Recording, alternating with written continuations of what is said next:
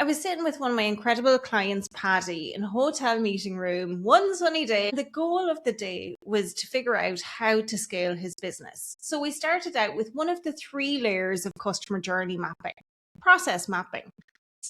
We looked through what's the lead gen process? What happens on the inquiry call? How do people move forward and get a proposal? What happens when they say yes? How did they get onboarded? What are the steps in delivering the project? All of that. And on paper, Paddy's business looked freaking amazing. He had 4 employees. He was doing about 350K in turnover, and there were repeat clients. There was demand. There was plenty happening behind the scenes. And then we put the actual journey up. And this is where it got a little bit uncomfortable. Every time we got to a point where someone had to make a decision, the same name showed up. Who generates the leads? Paddy. Who does the marketing? Paddy. Who does the sales call? Paddy. Who handles the clients who need reassurance? Paddy. Who approves the proposal? Paddy. Who decides if this thing is inside scope or outside scope? Paddy. Who knows the work is ready to go out? Paddy. Who does the team go to when they're nearly sure but they'd rather get that little nod of approval? Paddy. For frick's sake, Paddy was everywhere. And there was this moment where he just looked at all of the steps we'd drawn out on the flip chart, and his face said it all. You know that face people make when their business is absolutely just told on them? Like, that was the face. There was a little bit of a laugh, sort of shock, but it was a major aha.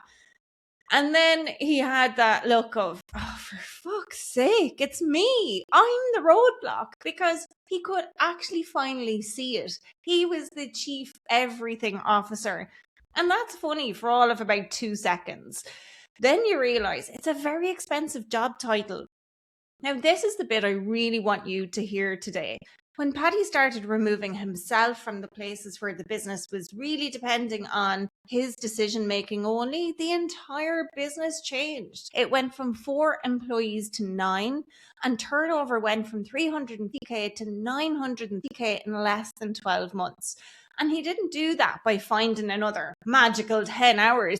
He did it by getting the reasoning behind his specific decisions out of his head and into the business. So that's what we're going to be talking about. If your business feels heavy, even though you have people, systems, software, processes, you've meetings, Slack, and all the things, look at your customer journey. That's the obvious next step for you. And there's a good chance that when you look at it, it's going to show you the founder journey underneath. And what I mean by that is this.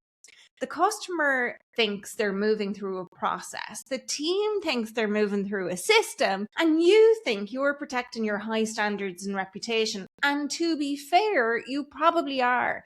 That's usually where this starts. It's because you know the clients better than anyone else. You know what good looks like. You can feel when something is slightly off somewhere in the business, even before anybody else can sense it, never mind explain it. And that's a skill. It really is. The problem starts when the whole business needs access to that skill through you every single time. And that's where it gets messy, because now every serious decision slows you down. Every awkward client moment comes back to you, and every proposal that needs that little bit of commercial savvy, that lands on your desk. So every time the team is unsure, they come looking for you. And then you're wondering why you're wrecked and working around the clock. You're wondering why you hired good people and the business still feels like it's attached to you and your nervous system and every single part of you. You're wondering why, yes, sure, you can take a week off technically, but your brain never fully unplugs, because the work is moving, but the responsibility bit has only moved a teeny tiny bit. And the decision making and autonomy to make judgment calls for your business hasn't moved enough. Does that sound familiar? So let me show you what I mean by this. When most people map a customer journey, they map the client's exercise from the time the client says yes right the way through till the project is done. But if you're running a founder-led consulting business or an expert business or a service business where your name still carries most of the trust, map something else as well. Map the places where the business still needs you in order for it to operate safely and for you to feel like it's safe. And that wording is deliberate, safe. Because a lot of the founder bottleneck is emotional before it's operational. The team wants to get it right. Like they're coming into work every day to do a genuinely good job.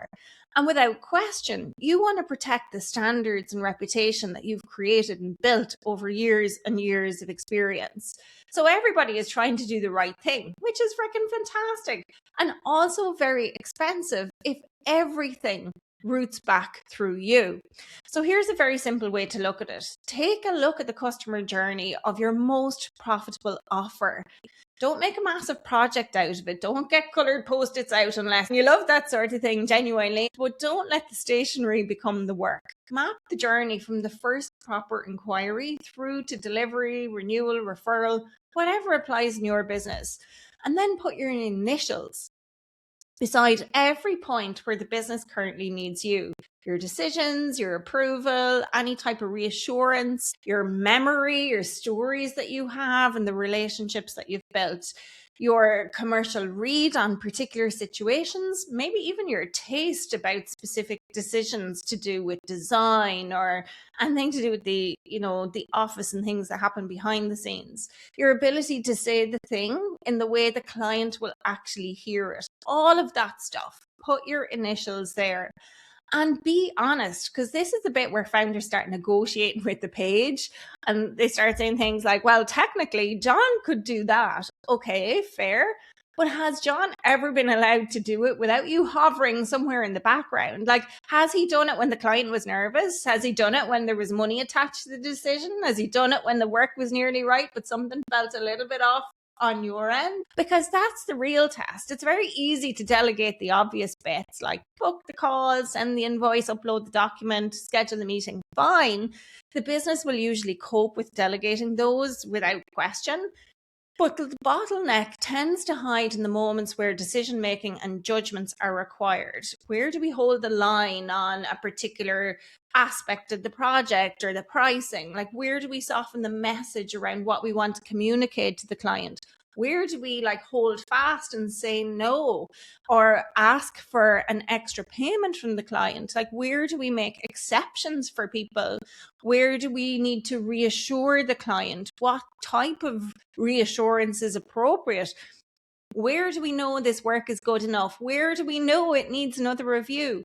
That's where your initials will probably show up. And if they do, don't panic. It's okay. It's information. Bit annoying, maybe, but incredibly useful because the map is showing you where the business has learned to literally borrow your brain. And I use that word learned deliberately too, because your team didn't wake up one morning and go, do you know what would be great?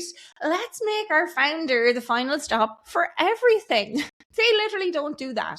It happens in those quick conversations or messages you send them with your team.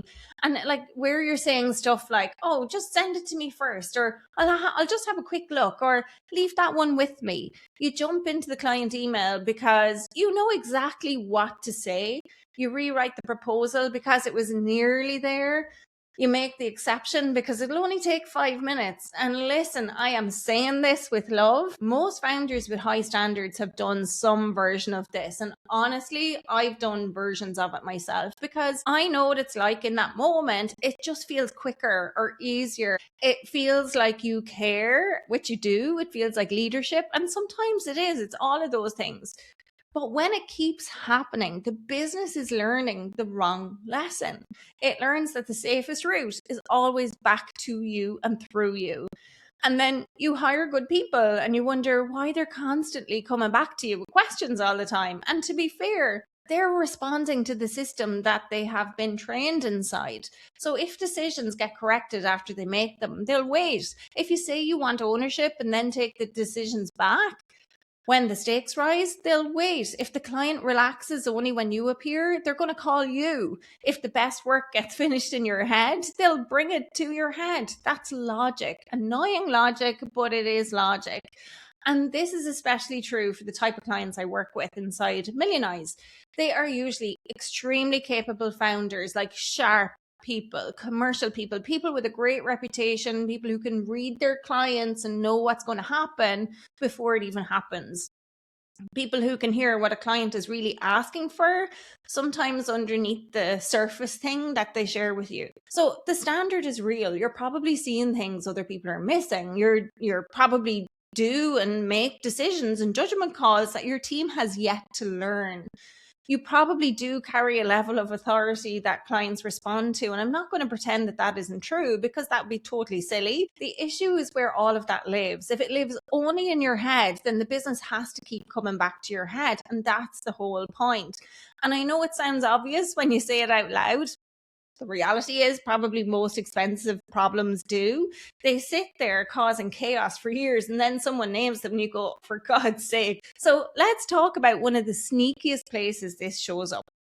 Reassurance. This is a big one, because reassurance can look like care, and sometimes it is care, but it can also become the reason you're dragged back into everything. The team can do the work, the process can exist, the client can be happy most of the time, and then something gets a little bit wobbly. Maybe a deadline moves, or a client asks for something outside scope, someone questions the value, a piece of work comes back with a slightly awkward comment or a bit of feedback, and suddenly you're pulled back into the conversation because you calm the conversation. You've been doing this so long, you know what to say, you know when to be warm, when to be firm, you know when the client needs more context or when the client actually needs a boundary. And that is high level judgment. And it's also where a lot of founders accidentally make themselves essential. So what I want you to do is slow that down. Take the thing that you do automatically and pull it apart. Where are you listening for when a client gets wobbly?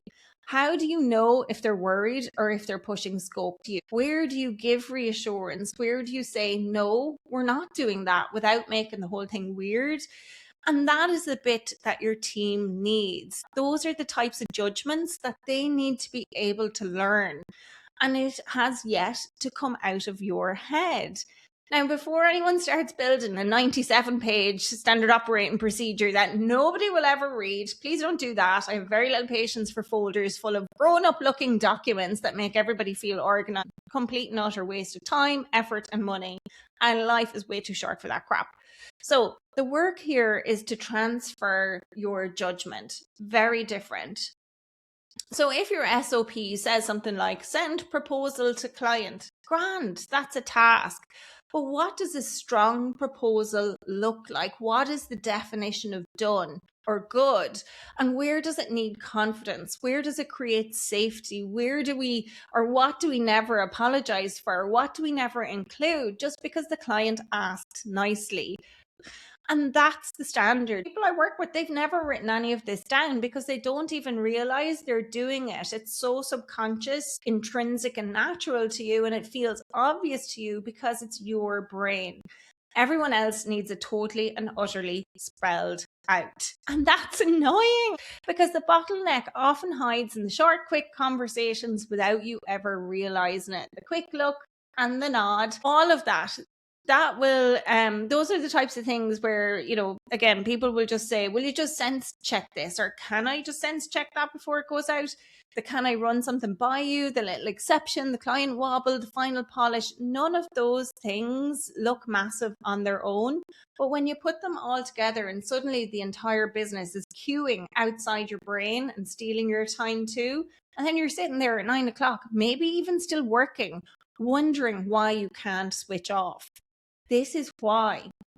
So with Paddy, we didn't just rip him out of the business and hope everyone coped. That would be lazy and fairly stupid. You don't have to remove a founder by throwing decisions at the team and calling it empowerment. Not a good way to demonstrate leadership. So that's how you would create chaos with leadership as a word attached to it. What we did was much more practical. We looked at where the business was currently prompting him to step in to make a decision, and then we gave those decisions somewhere to live. Because people can't protect a standard they can't see. They can try, they can work hard, they can care deeply. But if the standard lives in your instinct, they'll keep coming back to your instinct, right? And that's why hiring doesn't always fix this. And I know that's also deeply irritating because hiring feels, again, like another grown-up answer. You think, right, I need capacity. I'll bring someone in, maybe even someone experienced. And maybe you do need someone. And maybe you do need someone. The new person just joins the queue. That's what happens. They join the queue of people waiting for you. So now you've added a salary. Congratulations. The bottleneck has company. That's a painful realization when you come to that realization, especially when you've hired someone good, because then you start thinking, why are they still asking me these questions? And the answer might be because I showed them the task. I didn't show them the thinking. And there's a huge difference. So to avoid all of that, here's what I do. And if you want to tell me to fuck off, that's also totally fine. But I'm going to tell you anyway. Take one customer journey this week, do the map, then mark your initials beside every point where the customer comes back to you and look for repeats. Simple as that, because the repeat points are telling you something. They're showing you where the business needs a stronger structure around your judgment. And then ask this question: what judgment is the business borrowing from me here? Write that down, literally. What judgment is the business borrowing from me here? Because that question changes the process. It moves you away from why is everyone coming to me and brings you into what have I failed to teach the business and the team yet? And that's a much better question, a more honest one. And sometimes the answer is literally a decision rule. Sometimes it's a better handover, or maybe language, or a clearer commercial standard. Maybe it's a boundary. Maybe it's something you need to stop, or stop rescuing something that the team is actually more than capable of handling if you let them. And that last one is annoying as well. I know, loads of annoying things today, but it's often the one thing. And this is the kind of work I do with clients in Millionize, because at that level, people generally don't need another motivational talk. Like, come on, you're motivated enough. You've built the thing. The work is more specific at this stage. What currently depends on you that needs to become part of the business? Is it the offer, the client experience, standards, decision-making, commercial savviness or judgment, the way trust gets created without you personally having to be involved in every conversation? That's the work. Your thinking still shapes the business. Your standards also shape the business. Your authority will continue to shape the business. Grand. That's as it should be. But the business has to be able to use those things without dragging you into every serious moment. And that's where the scale is.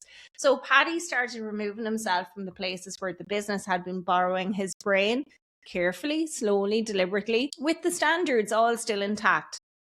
And the business absolutely grew. And that is what can happen when a business gets access to the founder's judgment without needing the founder at the access point. So this is landing a little bit too close to home for you. Do your map homework and then start teaching the reasoning behind your decisions and judgments to the business. Share the stories that only you typically share, that clients can relate to, so that you can step away and not have to tell them yourself. Slow down to do this work. Do it proper, because your business can keep your standards as it grows. It can keep your care, your commercial savvy, and the thing that makes client trust you. But those things can't stay trapped in your head if the business is meant to grow beyond your personal capacity. So get them out, put them where the business can use them, and have a proper look at your customer journey, because it may be showing you the real founder journey underneath. And once you can see that route, you can change it.